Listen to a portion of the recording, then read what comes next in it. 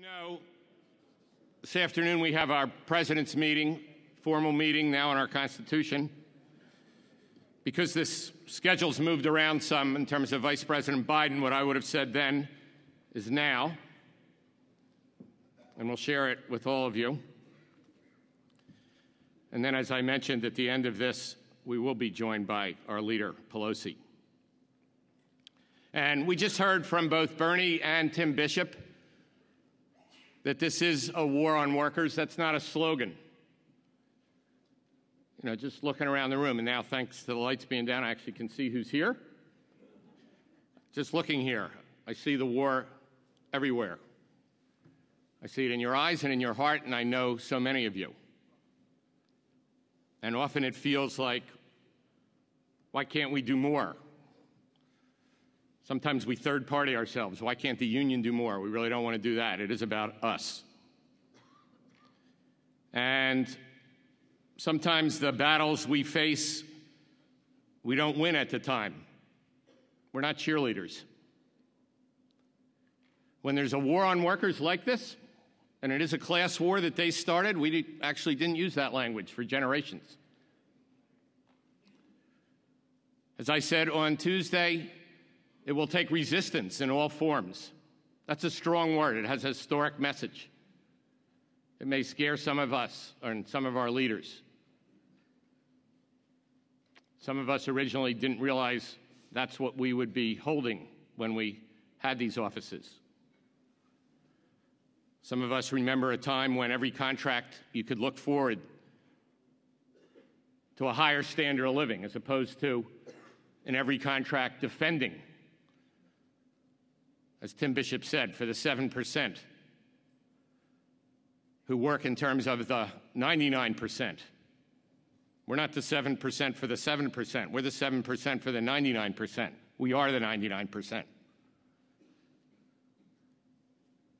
We're not really, even now, prepared for this kind of resistance, because their attacks come every day in every way. They attack our jobs. They attack our rights. They attack our health care. They attack our pensions. They attack our wages every day in every way. And they have more money than they've ever had. So that means they employ, at this point, millions of people who are in the top 3 or 4% for the top 1%. They got more than enough money for that, and they don't even know the difference. And they control this political system like they never have in the history of this country. We had slavery, and there was resistance, and it was overcome. We had Jim Crow, and there was resistance, and it was overcome. We had union busting in earlier generations, and there was resistance, and it was overcome. And now we have the worst greed ever, Verizon that's become very greedy, and we need resistance, and it can be overcome. And we need to look around this room, and I could call it out, and Bernie just did, really, and I'm not going to call it out all over again in that way. But we do need to take heart from the students and workers in Wisconsin, and from the resistance in Ohio and in Indiana. Indiana last year and Indiana again this year, fighting right to work. And from the resistance in New Jersey of our own members who fight on now 6 months with no contract. And the resistance at Verizon, 6 months past expiration of that contract. And as I said on our last town meeting call, 40 of our warriors fired for nothing, for slowing down traffic, for things they didn't even get tickets for. To intimidate the resistance. It's the only reason they're still fired. And on every side of the CWA triangle, we're attacked. Sometimes we're injured. But we take that injury, we take that pain, and we speak louder. Our members will rally around those people if they're wounded because of class war by our bosses. They will rally around them. Those Verizon workers still fired need to continue to be at all of our workplaces. We can't guarantee the outcome there. We can guarantee that we will fight with everything we have for every one of those jobs.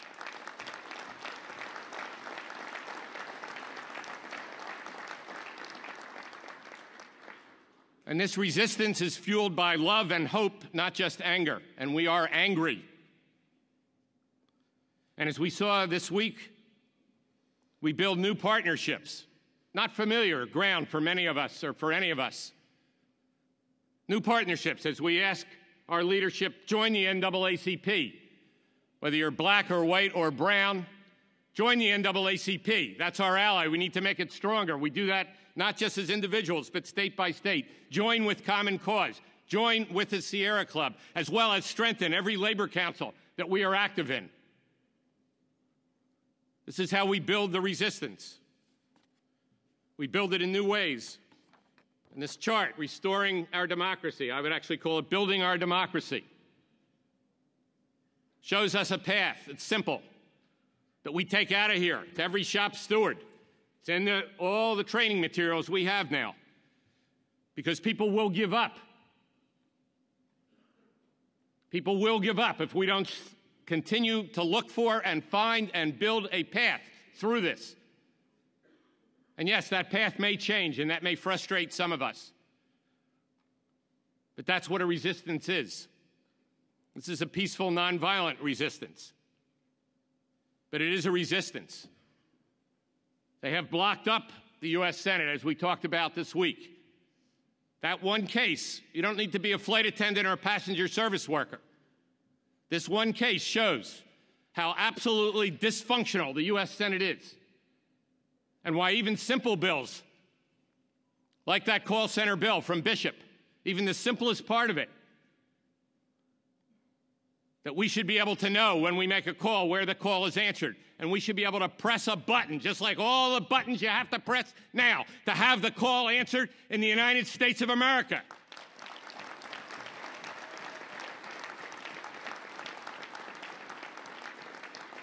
But as simple as that is, as we rally to support that legislation, we have to link it to the money in politics, to the voter suppression, to the attacks on immigrants, and to the worst functioning Senate in the history of this country, that never puts our legislation on the floor, but always finds a way to put the 1% legislation on the floor.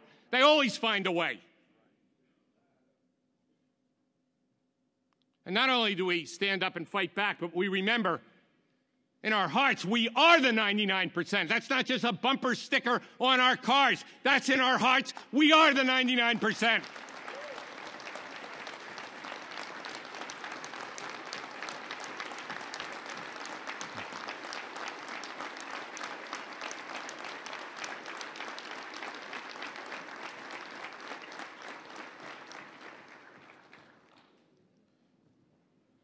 Now, most of our members will be in bargaining this year. Many of them are in bargaining that they were also in last year. Because we will fight on. We will go one day longer. That's not just political action, that's at bargaining as well. We figure out how to make time work for us, not to go by their deadlines. And recently, we also reached agreements after years at NBC, our NABIT members, 3,000 of them reaching a tentative agreement.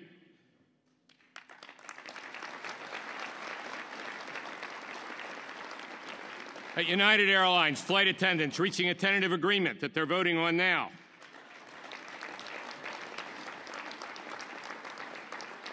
At U.S. Airways, reaching a tentative agreement for flight attendants after years of negotiations.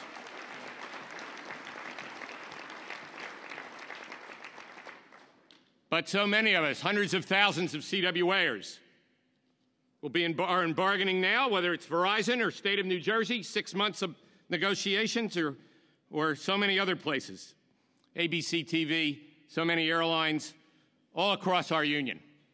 And soon to be joined by hundreds of thousands more. This past Tuesday, AT&T Mobility workers in District 6, 5 states, Missouri, Oklahoma, Kansas, Arkansas, and Texas, 12,000 of them began their bargaining. And at the end of this month, nearly 100,000 AT&Ters will again begin their bargaining. It seems like it didn't end.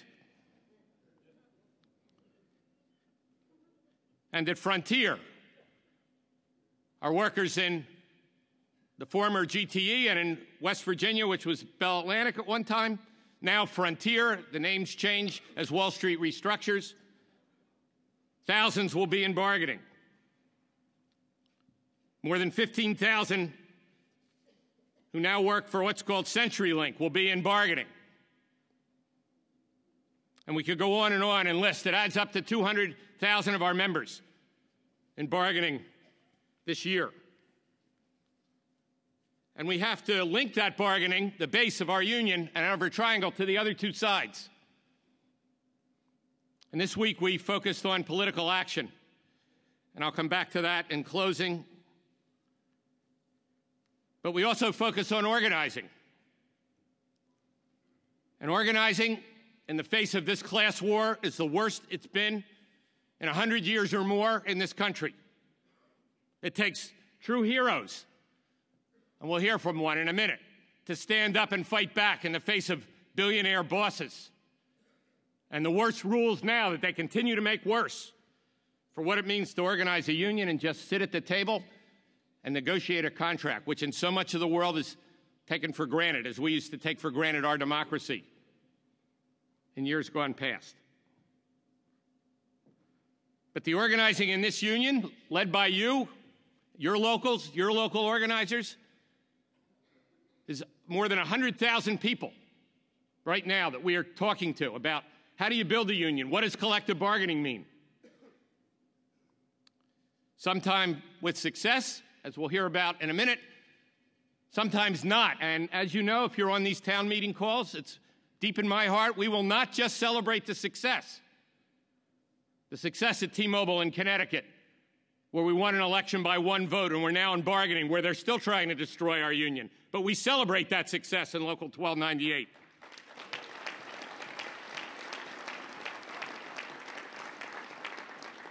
Or the success in Central Florida at CenturyLink, where again, in a unit of several hundred, we just won an election by one vote and now we're in bargaining.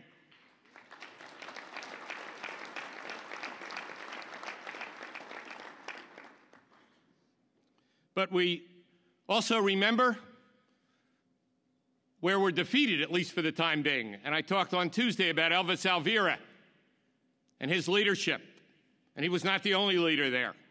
At T-Mobile in Long Island, 2 tours in Afghanistan. And before he got active in the union, as Chris knows, he had a family meeting. He was never afraid in Afghanistan. But he recognized what they do in America to people like him who stand up and fight back. And when we lost that election recently on Long Island, where Tim Bishop actually went and met with the workers and certified that a majority had signed up, that in any other democracy, including most of Canada, they would be recognized and would have bargaining rights? Not here. We had a 6-month delay after he met with those workers to even get the election. But after we lost that election, Elvis wrote to me and said, I know now that when I went to Afghanistan, we didn't have a democracy at home, but now I will fight for a democracy here.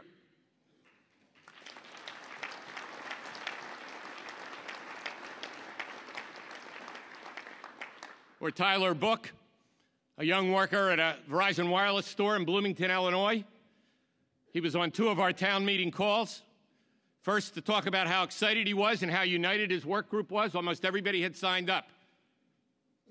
And then Verizon sent their top labor relations, Verizon Wireless, their top labor relations person, to live out there as a small bargaining unit. He promoted one of them into management.